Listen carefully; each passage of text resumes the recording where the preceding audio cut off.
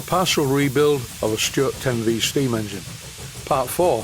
Making 4 new studs for the steam chest because owing to the threads in the cylinder being stripped, I drilled and tapped deeper mounting holes, making the original studs too short. 1 cylinder gasket and 2 steam chest gaskets need to be made. Painting the cylinder using Phoenix Precision Paints GWR Green. GWR in this case stands for Great Western Railway, which is very close to the paint colour that's been used on the lower part of the engine. It will, however, though, be more shiny. It's time now to extract the studs from the cylinder. And here I'm doing just that using a small pair of pliers. In no time at all, the studs were loose, and I just unscrewed them and put them on the bench. Here they are, along with the material that I bought to make some new studs. I always buy too much material, then I have it in stock for future jobs. This clip shows the original studs and the new ones, which are just slightly longer. All I need to do now is thread each end of the studs. So it's over to my Myford ML7R lathe in the corner to show you this. I didn't make the die holder itself, I made the adapter to allow it to be used on a tailstock die holder's mounting. This is a very quick and simple way to have your dies preloaded ready for use. Every time you want to cut a different thread with a tailstock die holder, you have to take the die out of the unit and put another one in. This way I have a collection of preset sizes. And the good news is that these hand die holders are very cheap to buy. They are centralised by the part that I made. I've always been very pleased with these, and it just speeds up the job. I admire competent machinists and engineers, but I am not one of those. I just like to get the job done to a high standard in a reasonable time.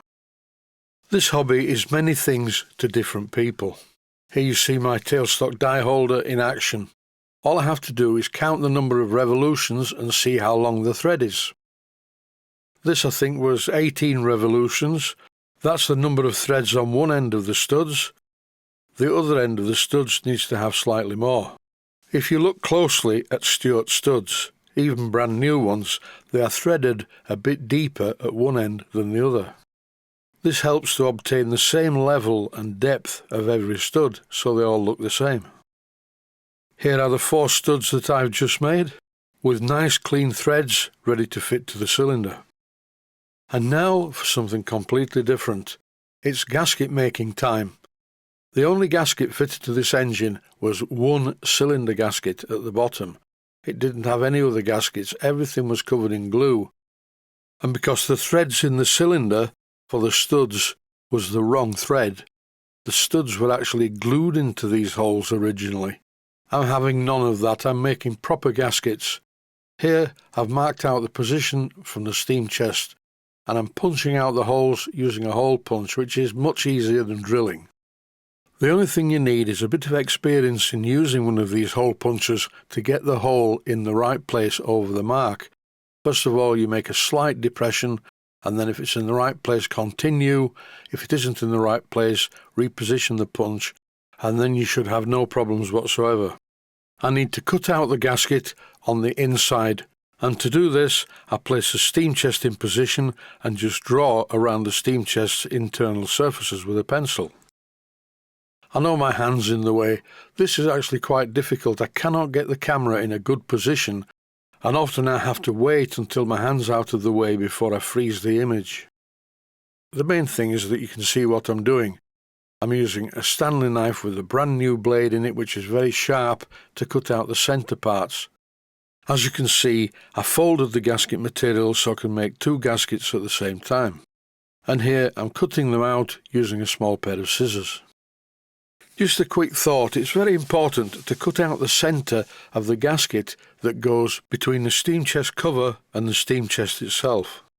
If you do not cut out the centre of this outer gasket, it will very quickly get soggy and fall apart into the mechanism. As there is 1 gasket already made for this engine, and this is a proper official Stuart gasket, what I'm about to do is just draw around it, punch out the bolt holes, cut it out with a pair of scissors, which duplicates the one I already have. What I'm doing here is cutting out the centre part using the Stanley knife again. There is a register machined on the top cylinder cover to align it, The register is used to align the cylinder cover with the cylinder, but it doesn't seal anything. You still need a gasket.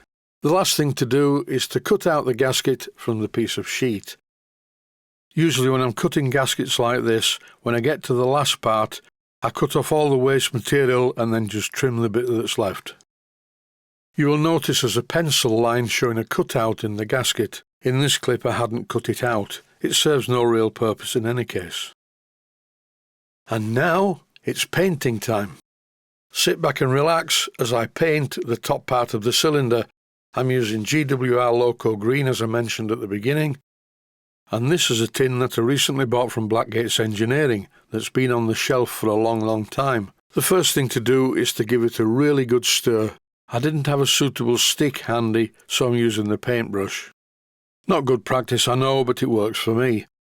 I'm painting the inside area of the cylinder first, and once that's done, I'll go around the outer edges. The only problem is this is a brand new coat of paint. It's more or less the same colour as the original.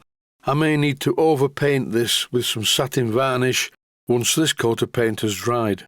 The paintwork on the rest of the engine is quite good, but on the cylinder it wasn't so good. I do like using this type of paint.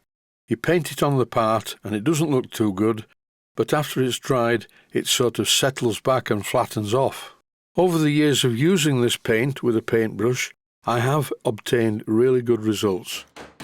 This is important. When you finish using the tin of paint, make sure the lid is securely fastened down. I use a small hammer. I will leave you with a gratuitous shot of the paint drying.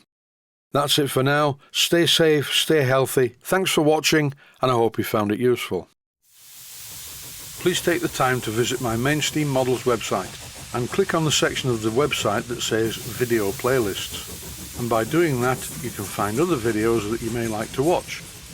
And by using the playlists, you can actually watch the videos back to back.